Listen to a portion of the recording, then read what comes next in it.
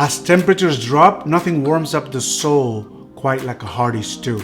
And when it comes to stews, very few come close to the classic French beef bourguignon. And that's what we're making today. And you are gonna love it. Let's cook.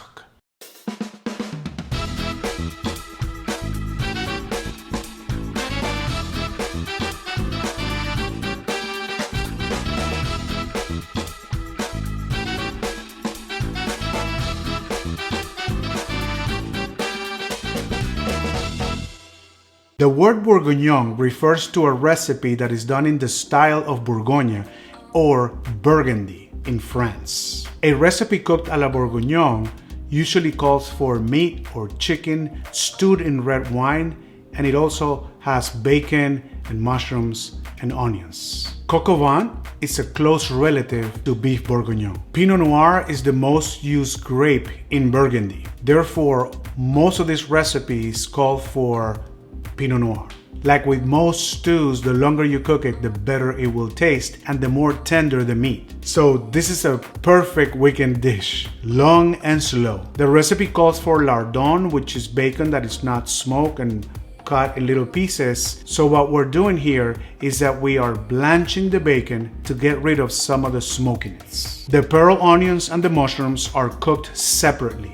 By the way, I was looking for frozen pearl onions. I couldn't find them, so I bought the real thing. I'm gonna show you how to peel them easily in case you cannot find the frozen ones. But if you can find the frozen, it's perfectly okay. The recipe also calls for a whole bottle of wine, well, almost 3 cups. So what I'm doing is that I'm gonna burn some of the alcohol off and just reduce it down a little bit before I use it. I'm gonna teach you how to do that. This dish is great with any starchy side, like potatoes or rice, even pasta, and in France, believe it or not, is very popular with crusty French bread. Anyway, it's gonna be delicious. As always, first we're gonna get organized. The French call this mise en place, and all mise en place is having all the tools and ingredients that you need right in front of you. Cooking is always about ingredients, time, and temperature. This recipe has a lot of ingredients, but it's very simple to make. So we're gonna prep all the ingredients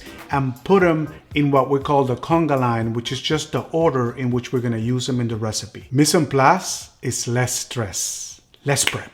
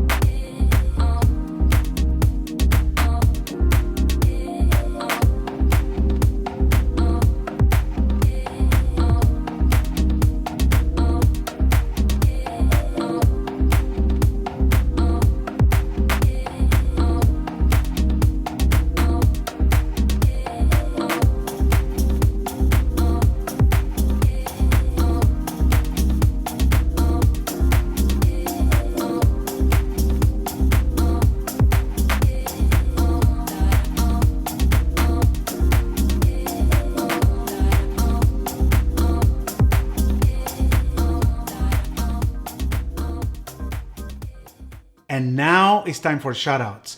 These are the people that are cooking our food, taking pictures, tagging us, and letting us know about it. Try it. Joseph Baliro did the surf and turf pasta. My sister-in-law Wendy Vargas did the chupino. I saw the pictures and my mouth was watering. Great job. Kathy did the fish tacos. She is after batting 1,000. And our friend Cindy Chavis made the fish tacos. Those looked amazing. I think her family is loving this show. Guys, we get so excited when you cook our food. Keep them coming. Remember the giveaway? Well, I want to announce the winners. 3 people are getting this beautiful, awesome chef knife. I hope I'm not mispronouncing your name. Bijan Abuye from California here in the US. Great job, man. Bruno Dvorsky from Zagreb, Croatia. Man, they're watching us in Croatia. Great job. And Walter Perry from Indiana here in the US.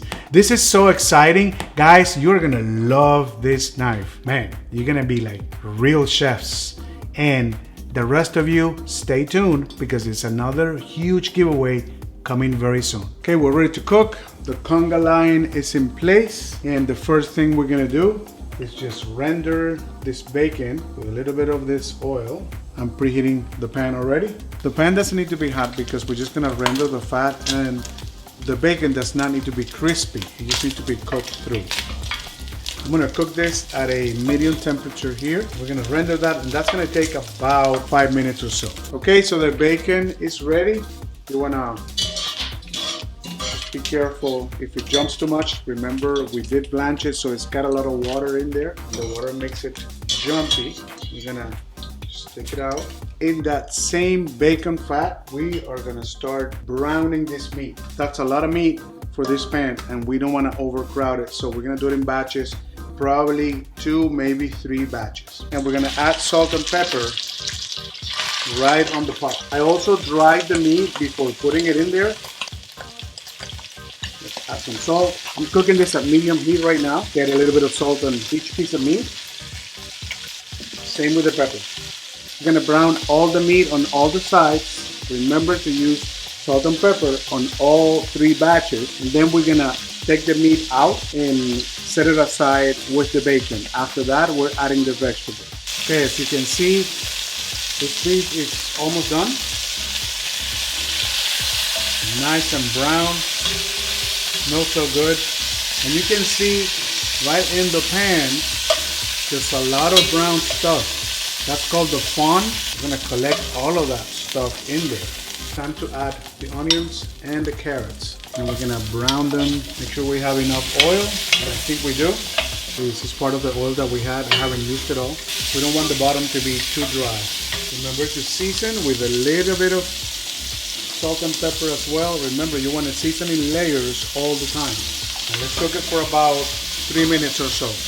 Okay, the onions are brown. Now it's time to add back the bacon. The meat's gonna have a lot of juice, and that's okay. All that liquid is deglazing part of the pan. Now we're gonna add the flour, sprinkle it all around.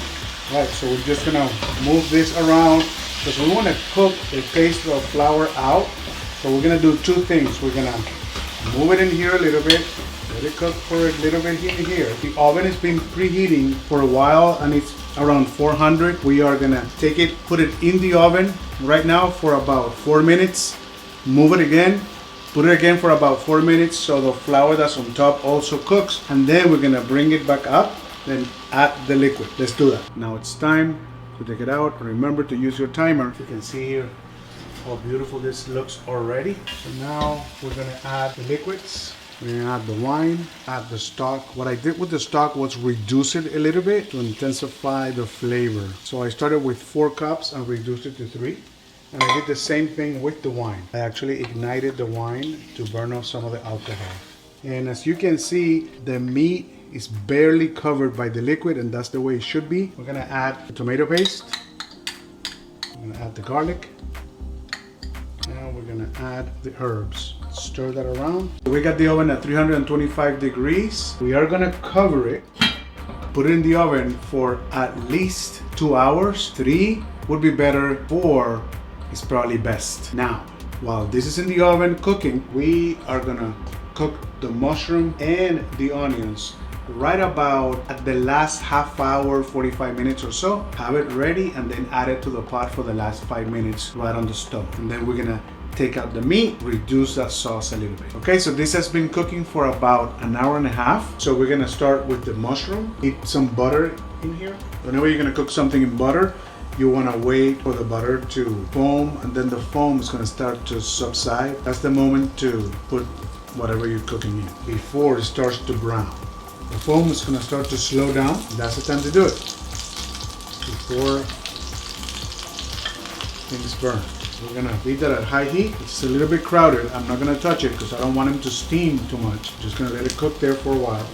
Meanwhile, we are boiling some new potatoes just boiled with a little bit of salt. Also, we are making some white rice here. We're always making white rice for Sebastian. Okay, see this is starting to cook nicely already. Ready to lower that a little bit.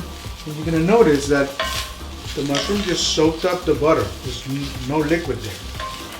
After a few minutes, you're gonna see that they start releasing moisture again. I wait until that happens to season the mushrooms with salt and pepper. I don't know if you can see this, but you can hear the sizzle, and that is the moisture from the mushrooms being released right now.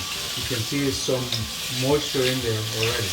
And that is why I prefer not to wash mushrooms with water and just clean them, because there is a lot of moisture in them. A little bit of salt, a little bit of pepper. This is going to be added at the last minute, so you want the mushroom to have some flavor on their own. I'm going to go ahead and put them in the same container we had them before. That waits there. Now we're going to put the rest of this butter in here. We're going to brown these onions for a few minutes, and then we're going to add about a half a cup of stock and a bouquet garni. And we're going to let that reduce to totally dry. Okay, the onions are brown. We are going to add the beef stock. Make sure we are picking up all the fun. We add the bouquet garni and just reduce this to a minimum. And we let that cook until that stock is reduced to nothing. After this is done, we set it aside, put it next to the mushroom. Okay, so this meat has been in here for 3 hours. Let's check it. Ooh, look at that. We're gonna take all the meat and everything out because we need to reduce this sauce. The recipe says to do it in a different pan. We're gonna do it right here. Get the meat out. We have a colander here, as you can see. That's gonna catch some of the sauce. And we're just gonna reduce to about half. After we reduce, we're gonna add back the meat. We're gonna add the mushrooms and the onions. And then cook everything together for about 5 minutes. Turn it off. Let it rest for 10 minutes or so, and we're gonna be ready to serve. I'm gonna add the meat back to the sauce. Everything in there. We're gonna add mushroom. Add the onion. Move everything there. Okay, and we're gonna let that simmer for 5 minutes. Let all those flavors blend together, and then we're gonna shut it off, and we'll be ready for taste test. Finally, my favorite moment. Taste test.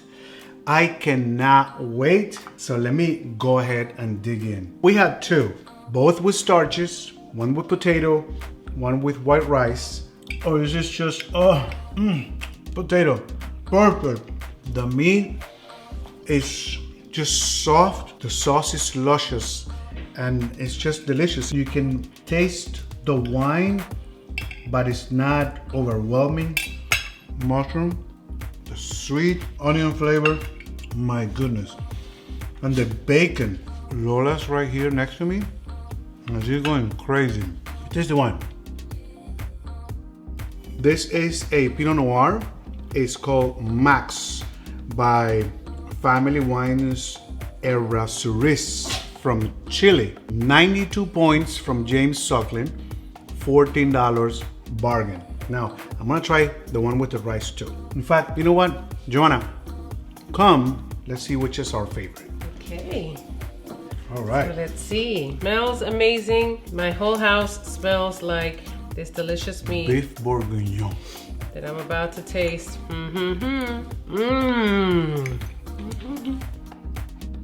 Yummy dance early. It's fantastic. The mushrooms, one of my favorite things in the world. Believe it or not, I'm a rice guy, but I'm leaning towards the potato here. Isn't it like luscious? As we get closer to winter, this is just fantastic.